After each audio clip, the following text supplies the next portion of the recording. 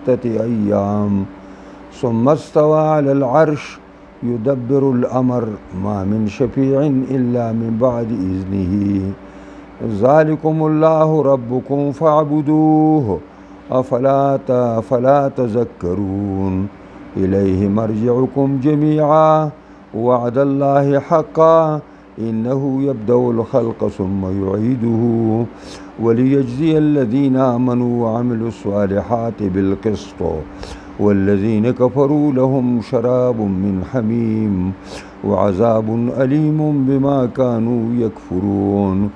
هو الذي جعل الشمس ضياء والقمر نورا وقدره منازل لتعلموا عدد السنين والحساب ما خلق الله ذلك إلا بالحق يفصل الآيات لقوم يعلمون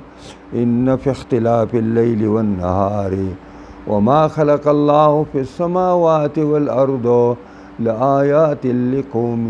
يتقون صدق الله مولانا العظيم.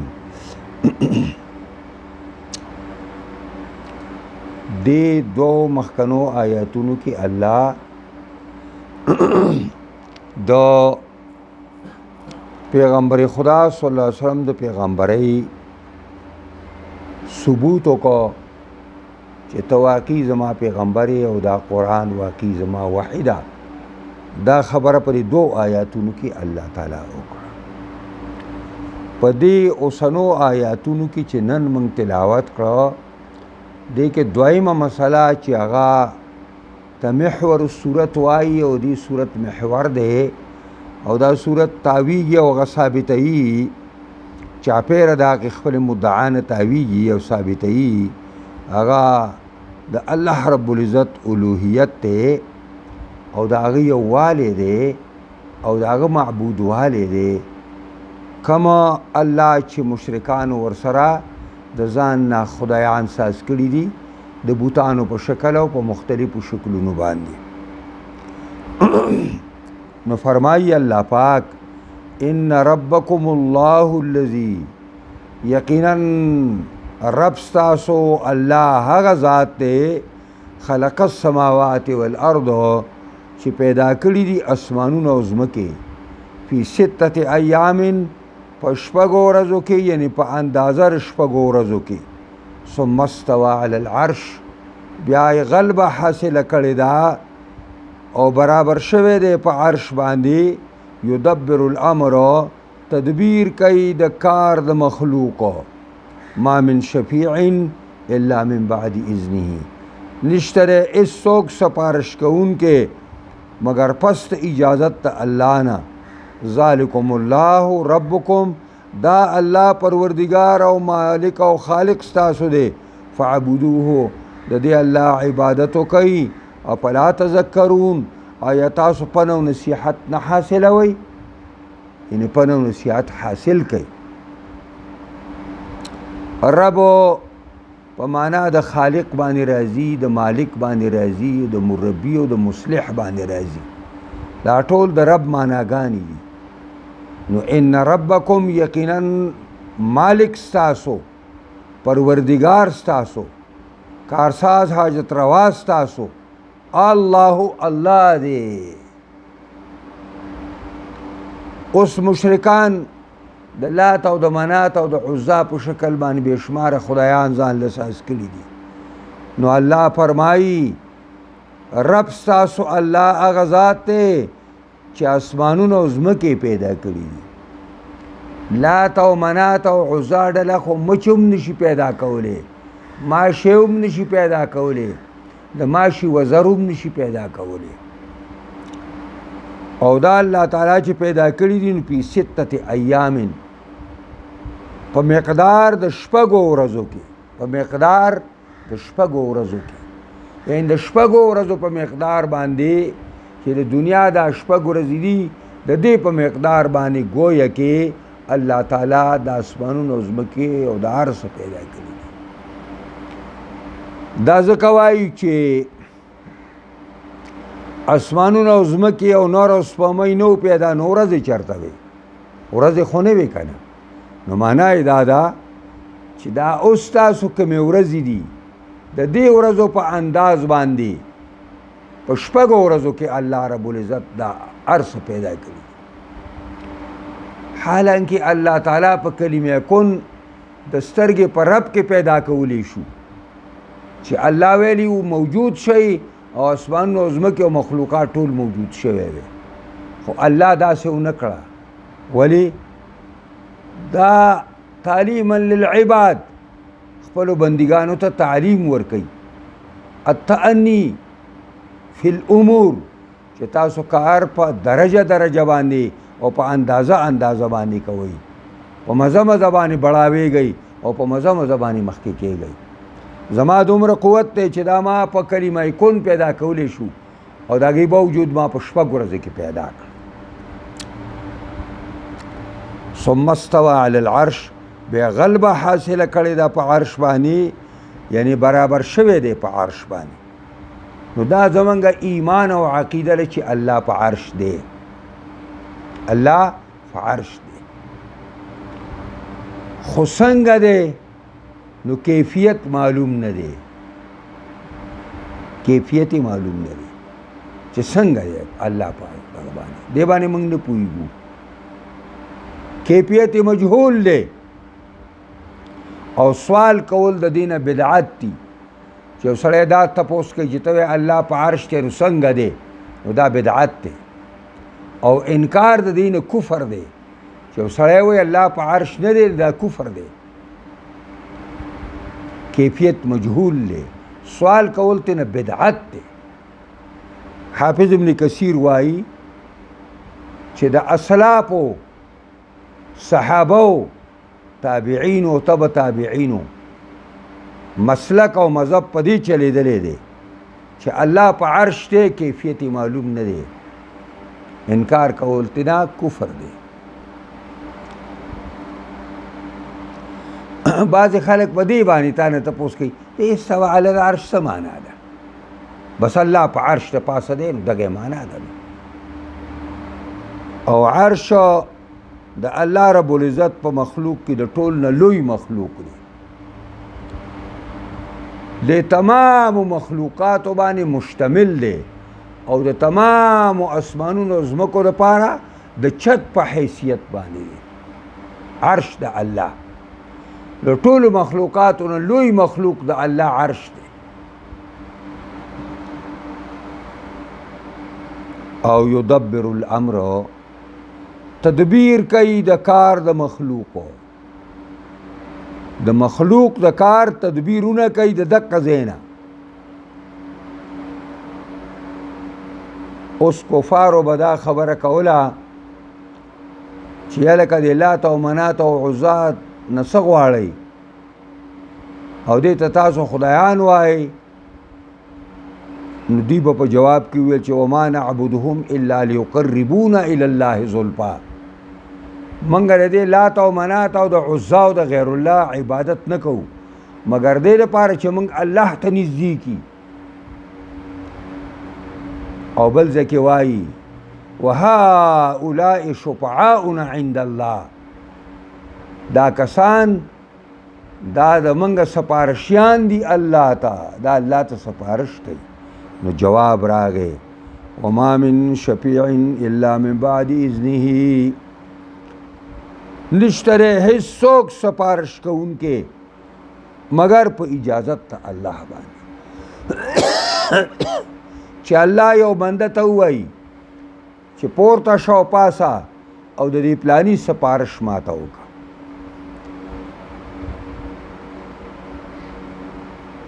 نبی صلی الله علیه وسلم با سپارش کوي یو سپارش پر هغه دای چې حساب کتاب به الله نه شروع کوي د حساب کتاب د شروع کولو دپاره به خلک آدم علیه السلام او د آدم علیه السلام نه به نبی علیه السلام ته راوځي اوږد حدیث دی او نبی علیه السلام وایي زه به لاړ شم د الله دربار ته او د الله د عرش لاندې بس په سجده باندې پریوزم او بیا ما ته الله تعالی به داسې صفات خپل وښایي چې ما ته اوس معلوم نه دي په هغې به الله یاد کم او ما ته به بیا وویلی شي چې کله الله وغواړي محمد ارفع رأسک ای محمد سر راپورته که او سپارش کوه سپارش به دې قبلیږي نو حساب کتاب به شروع شي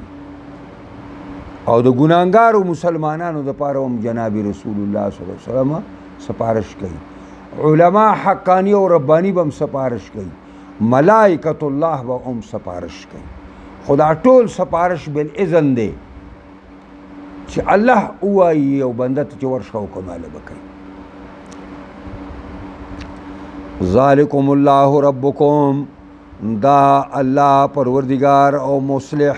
او پیدا کونکي ستاسو دی فعبدوه پس د بندگی وکئ افلا تذکرون آیا تاسو پن او نصیحت نه قبلوئ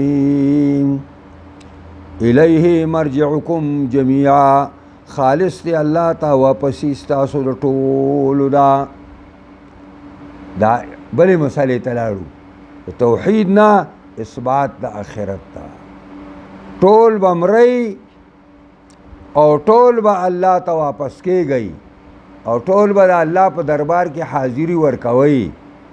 او ټول به الله ته الله په دربار کې د خپلو اعمالو حساب هم ورکوئ وعد الله حقا وعده د الله رښتینې ده نو دا وعده مصدر دی وعد الله او حقا مصدر دی نو معنا دا وعد الله وعده کړی دا الله وعده او حقا دا وعده د الله ثابته ده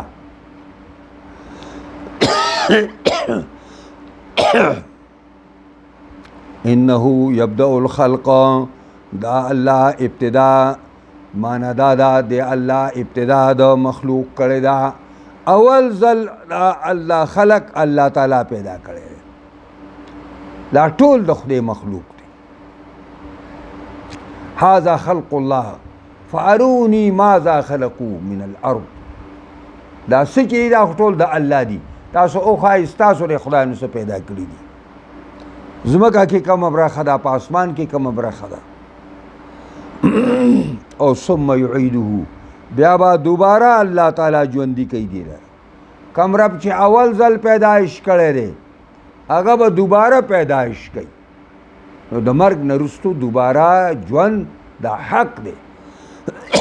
بیا به موږ را ژوندي کېږو او د الله دربار کې به پیش کېږو او اول ځل پیدا کول دوباره پیدا کول په الله باندې ګران نه دي د اول ځل نه همیشه اول ځل چې سړی کار کوي نو لږ تکلیف یې پکې دوباره چې هغه کار به یې کوي بیا ورته اساني الله رب العزت ته نه په ابتدا کې څه تکلیف شته دی او نه په انتها کې څه شته دی نه په اول ځل پیدا کولو کې او نه په دوباره پیدا کولو کې او د دې نقطه قرآن وایي چې دا الله رب العزت دا دنیا او آخرت ولی پیدا کړي دي او دا دوباره ژوند الله تعالی ولی مقرر کړی دی دا د دې لپاره چې په دې ژوند کې ډېر نیکان خلک به تاسو اینئ د فقر و فاقې او د مصیبتونو تکلیفونو د غمونو او د پسخاکونو سره به مخامخي او ډېر دشمنان خدا به اینئ هغه به په مزو کې نو یو بله ورځ الله مقرر کړې ده او په هغه ورځ کې به بیا پوره پته ولګېږي چې څوک کامیاب دی او څوک ناکام دی دنیا خو دارالامتحان دی دارالاختبار دی دلته الله امتحان کوي په خلکو باندې لیجزی الذین آمنوا وعملوا الصالحات بالقسط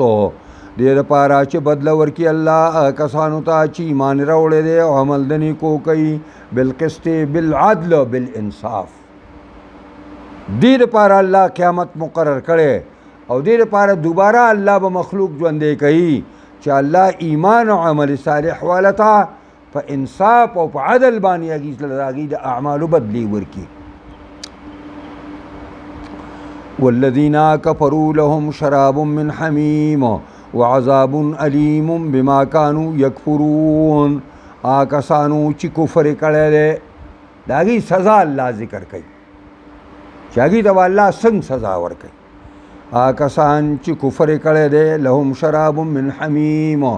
دوی دپاره اسکل دي د ګرمو اوبو نه د ګرمو اوبو نه د دوی دپاره اسکل دي په دوی باندې به ګرمې اوبه څکي داسې ګرمې اوبه چې په کاسه کې روچتې کي نو د مخ دا غوښې به یې پکې ور وغورځېږي او پړه کې بیا اور لګېدلی د هغې باوجود به یې په سر باندې راواړئ او چې خېټې ته یې لاړې شي نو قرآن وایي فقطع امعاءهم په دې خېټه کې به دننه کلمې ټوټې ټوټې شي او لاندې به ترېنه وځي وعذاب علیم او د دوی دپاره عذاب درناک دی خطرناک عذاب دی چې دا عذاب پی نفسه دردېدلی دی نو چې په دې کې څوک ور واچوي د هغه به څه دګوي او دا ولې الله دا عذاب ورکوي او ګرمي اوبه ورکوي بما کانوا یکفرون دا په سبب د دې باندې چې دوی کفر کړی دی دوی څه کړی دی کفر یې کړی دی کفر یعنې د الله نه انکار کړی د الله د پیغمبر نه انکار کړی د الله د کتاب نه انکار کړی د الله د شریعت او د اسلام نه انکار کړی دی هو الذي جعل الشمس ضياء والقمر نورا وقدره منازل لتعلموا عدد السنين والحساب ما خلق الله ذلك إلا بالحق يفصل الآيات لقوم يعلمون دا دلائل دي د الله د شتوالي او د یووالي هو الذي جعل الشمس ضياء الله هغه ذات دی چې ګرځولی دی نور لره کره نور له کره د نور ضیاءن پړکېدونکې والقمر نورا او ګرځولی دا سپومۍ لره خاونده د رڼا وقدره اندازه کړې دا سپومۍ لره منازله په هغه ځایونو کورونو خپلو کې لتعلمو عدد السنین دې دپاره چې تاسو معلوم کوئ شمیر د کلونو والحساب او معلوم کوي په دې باندې خپل حسابونه او کتابونه ما خلق الله ذلک نه دی پیدا کړی الله دا الا بالحق مگر په واسطه حق سره یفصل الآیات تفصیل س بیانوي الله آیاتونه لقوم یعلمون د پاره د قوم هغې چې هغه ځان پوهې کوي یو ځان پوهې کوونکي قوم د پاره الله آیاتونه ذکر کوي چې د هغې دا دلچسپي وي چې زه د الله په آیاتونو او د الله په دین باندې ځان پوه کوم نو هو الذي جعل الشمس ضیاء الله هغه ذات دی چې پیدا کړې ده او ګرځولې ده کره شمس ذات ضیاء خاونده د پړقوالي ضیا اصل کې هغه ذاتی رڼا ته وایي غټه رڼا ته وایي لویه رڼا او چونکې کره شمس د کره قمر نه غټه ده نو چې کره شمس او سترګه د نور غټه ده نو الله ورته هغه پړقه او رڼا غټه ورکړه نو ضیا غټه رڼا ته وایي او ذاتی رڼا ته وایي نو نور کې دا خپل رڼا فی نفسه الله چولې ده او قمر والقمر نورا او ګرځولې دی الله سپومۍ له ذات نورین خاونده د رڼا د دې وجې نه تاسو به چې دا کتابونه به موږ پخوا ویل د حکمت نور القمر مستفاد من نور الشمس د نور سپومۍ کې ذاتی رڼا نشته دا رڼا د نور نه اخلي دا رڼا د نور نه اخلي نو ضیا رڼا ذاتی ته وایي او نور رڼا عارضي ته وایي چې د غیر نه ورته ملاوي والقمر نورا او ګرځولې دا سپومۍ لره خاونده د رڼا وقدره اندازه کړې ده الله سپومۍ لره منازله په خپلو ځایونو کې منازل د منزل جمع ده کور ته ویلې کېږي مکان ته ویلې کېږي او د سپومۍ دپاره اتیش کورونه دي یعنی اتیش منازل دي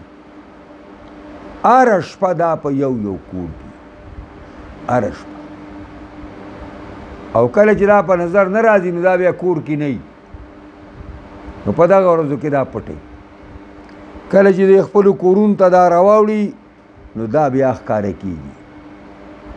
نو دا په اندازه کړې ده الله اول نه چې ښکاره شي نو داسې نری ښکارېږي په ړومبۍ شپه باندې، سبا له بیا ورو ورو غټېږي غټېږي غټېږي غټېږي مکمله شي او روغه شي، او 15 تاریخ نه وروسته بیا په وړوکوالي باندې شروع شي حتی چې پټه شي.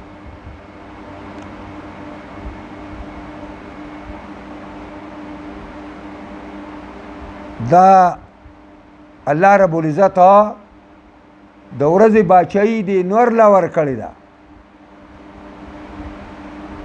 سلطان او غلبه د نور دا د ورځې ده، او سپومۍ د له الله سلطان او حکومت د شپې ورکړی دی. اوس د دې نکته وایي او څنګه چې د سپومۍ دپاره منازل دي نو دارنګې د نور دپاره هم منازل دي. د نور دپاره 12 برجونه دي او هر برج کې 2 منزلي دي، 2 منزلي او ثلث د بل. نو تاسو اوس حساب وکئ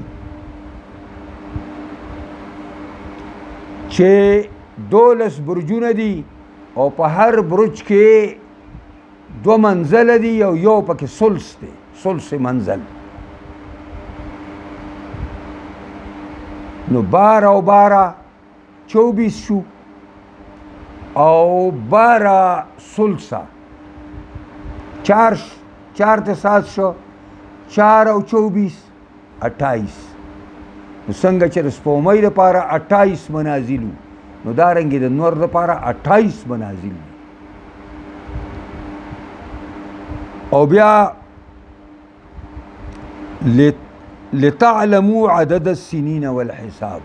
دې دپاره چې وپېژنئ تاسو شمیر د کلونو او وپېژنئ په دې باندې ځان له خپل حسابونو کتابونه. دا د سپومۍ په ذریعه باندې د میاشتو او د کلونو حساب کتاب دی. دا تاسو دا میاشت شمارئ، لکه دا 9مه میاشته او دا 8مه میاشته او دا 10مه میاشته وایي که نه. نو د میاشتې په میاشت باندې تاسو د سپومۍ د وجې نه میاشتې معلوموئ او د سپومۍ د وجې نه کلونه معلوموئ چې دې خبرې دونه کلونه وشو، او د نور په ذریعه باندې تاسو ایام معلوموئ. پیږئ پرې باندې نو معرفت په شمس باندې د ایامو دی او په قمر باندې دا د میاشتو او د کلونو دی، دواړو دی. او دارنګې والحساب، حسابونه او کتابونه پرې ادا کوئ. هلکه تا سره ما 2 میاشتې کار کړی دی، تا سره ما 3 میاشتې کار کړی، ته به ماله د میاشتې څه راکې؟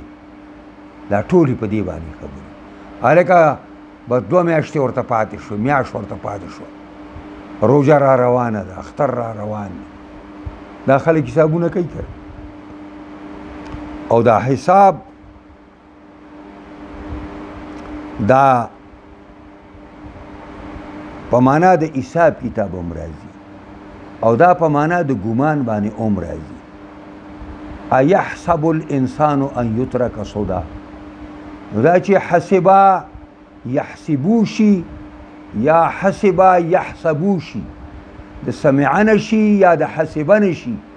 نو معنی د ګمان. او چې حسبا یحسبو شي، حسبا یحسبو کرما یکرمو، نو په معنا د لیکلو باندې ده، بیا په معنا د لیک باندې راځي. نو دلته ګمان نه دی، دلته په معنا د حساب او د کتاب باندې دی. ما خلق الله ذلك الا بالحق، ندی پیدا کړی الله دې لرا مگر په واسطه حق سره. یفصل الآیات، تفصیل سره بیانې آیاتونه لقوم یعلمون لپاره دا قوم چې هغوی ځان پویه کوي. دا یې ځکه ویله چې فایده پکې د هغه چا ده چې د آیاتونو باندې پوهېږي. اوس خره او ډنګر چې دي هغه د الله د آیاتونو نه څه خبر دي؟ او قرآن د دې خلکو باره کې هم دا وایي اولئک کالانعام بل هم اضل سبیل. دا خلک چې د الله د دین نه ناخبره دي دې مثال د سارو دی، بلکې دې نه هم بدتر دي. څاروی بیا هم خپل محسن پیژني چې کوم انسان د غویي د غوا او د میخې دیکبال په کور کې کوي او هغه انسان راننوځي نو میخ او غوا ورته پاسي او لکۍ وترنګوي داسې. او دا کوتعو بوتعو په دې کور کې وځي او ننوځي میخ او په ځای پرتی او غوا او په ځای پرتی او پروا یې نه کوي. لکه چا پوهېږي چې دنه زما څه کار نه سازي.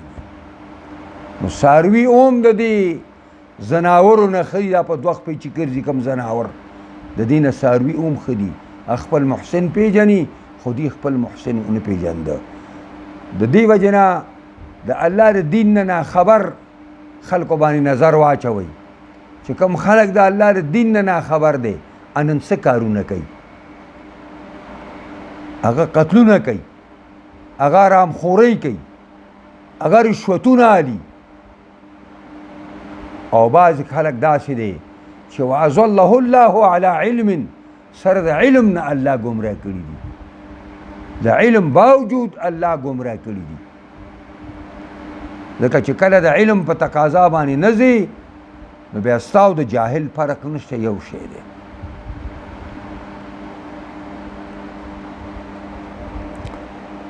ان په اختلاف اللیل والنهار،